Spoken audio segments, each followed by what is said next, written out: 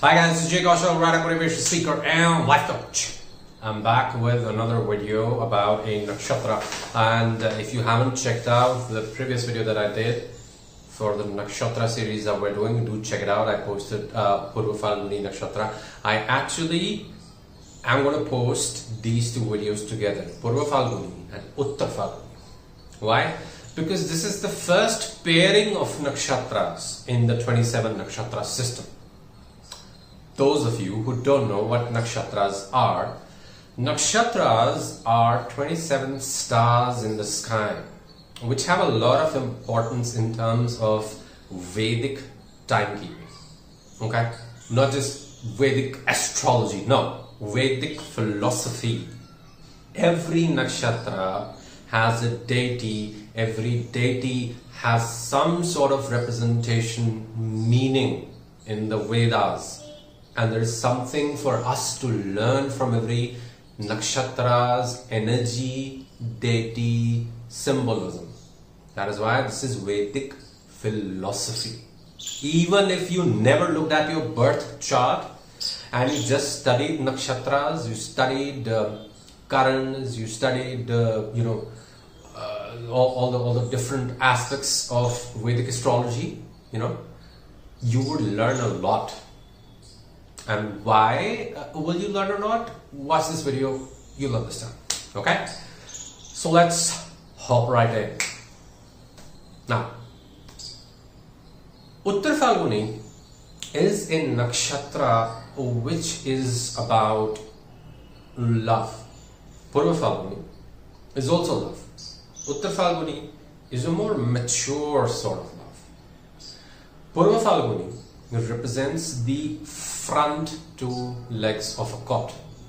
Uttaraphalguni represents the rear two legs of a cot. Now some people somewhere, some astrologers have said that actually the cot that we're talking about in Uttaraphalguni is a different type of cot. It is not a cot that on which you sleep. It is the cot on which deals are made. In villages there used to be this cot instead of a table, right? On which you used to exchange documents, stock, and all sorts of things. Business was conducted. Some people say that. Well, for the purpose of this video, we are just going to assume it from the perspective of this pairing making more sense to me, the way that I'm seeing it, in the Purvaphalguni representing the front two legs of the god and Uttaraphalguni representing the back two legs of the god. Now, what do we understand here? What is the symbolism meaning? What is it trying to tell us? See, Purvaphalguni is about love, passion, romance, exploration, sensuality, sex. It's more of a physical, passionate kind of love. Uttaraphalguni is more an intellectual kind of love. Okay? If you look at it, the back two legs of the cot is where you place your head. Right? The front two legs of the cot deals more with the energy, which is, below the heart chakra, the more material aspects of the body, of the physical plane. That side is more the intellectual side. And the deity of Uttaraphalguni nakshatra is Aryaman. Aryaman is one of the sons of goddess Aditi. Who is goddess Aditi? Go check out the nakshatra video for Punarvasu where I have explained that Aditi is the supreme mother goddess, you could say. She is the mother of all deities. Okay? And Adityas are her sons, and Aryaman is one of them.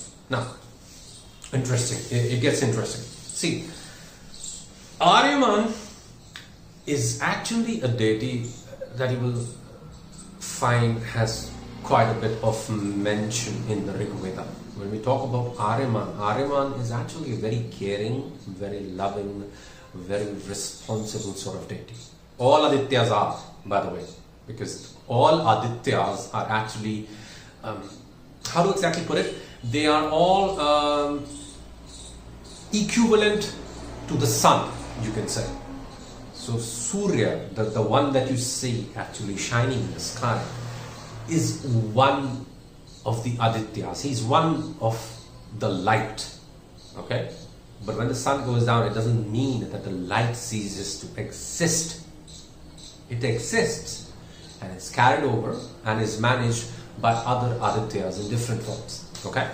So Aryaman is the deity who is very caring, very loving, very mature and compassionate sort of a deity. And this nakshatra of Uttaraphalguni, it has a lot to do with the benefits and prosperity through marriage. Now, marriage per se is an interpretation here when we talk about marriage between two people, the actual legal institution. But I would say that a lot of the influences here, a lot of the interpretations also have to do with marriage as in union, marriage as in partnership, marriage as in coming together. And you will see in fact that Uttaraphalguni nakshatra people, or people who have this nakshatra prominent in the chart, they often have a lot of friends. They often have a lot of chosen family, that we say. What do I mean by that? They have a lot of important people in their life who are not connected to them through blood, but who are people who are connected to them through, a bond which is beyond blood, bond which is, away from all of that. Okay?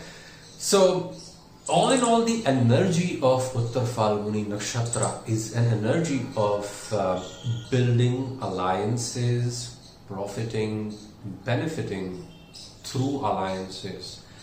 And at the same time, there is a lot of energy of compassion, understanding, and responsibility.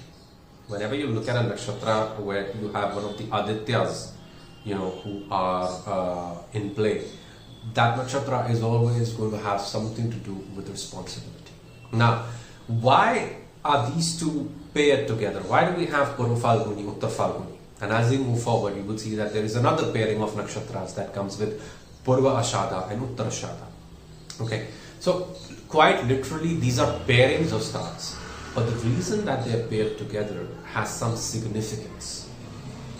See, the early part of love, the early part of any relationship or marriage has to do with passion, has to do with excitement, has to do with sensuality, even if it's a platonic partnership or relationship. That's what the early stages are like, right? Early stages are about having fun, partying, going out, enjoying, chilling, spending time together, hanging out, right? But then Uttaraphalguni is what comes after that.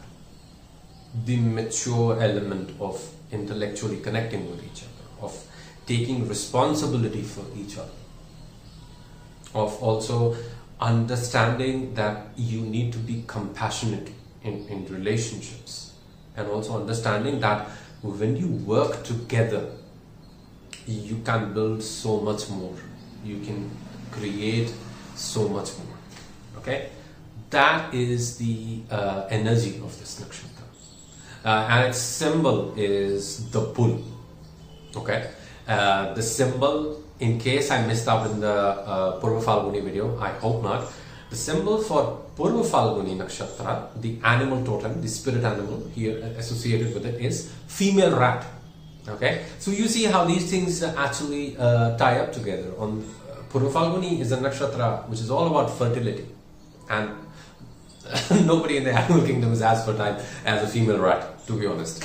Okay, probably a female bunny, a female rabbit, maybe. That's who would come close. Okay. And here you have the totem animal for Uttaraphalguni as the ox. What is interesting about the ox? When you put everything about this nakshatra together, what do you see?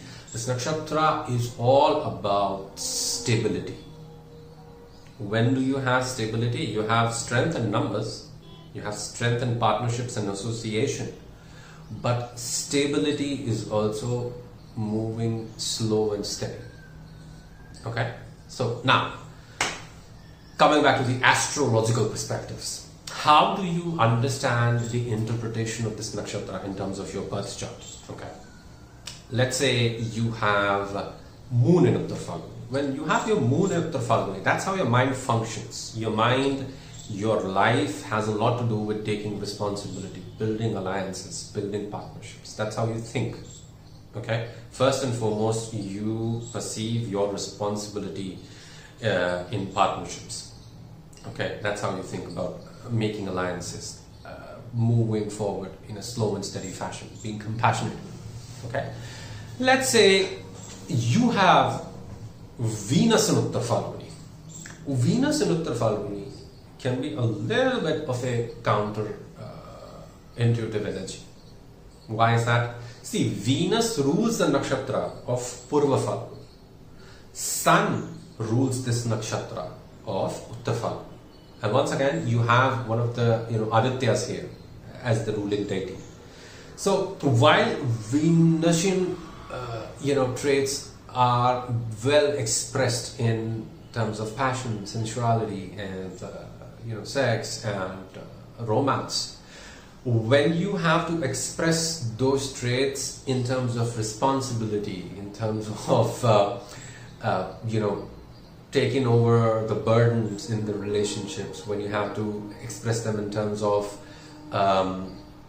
negotiations and calculative partnerships, that's where Venus does not find its best expression.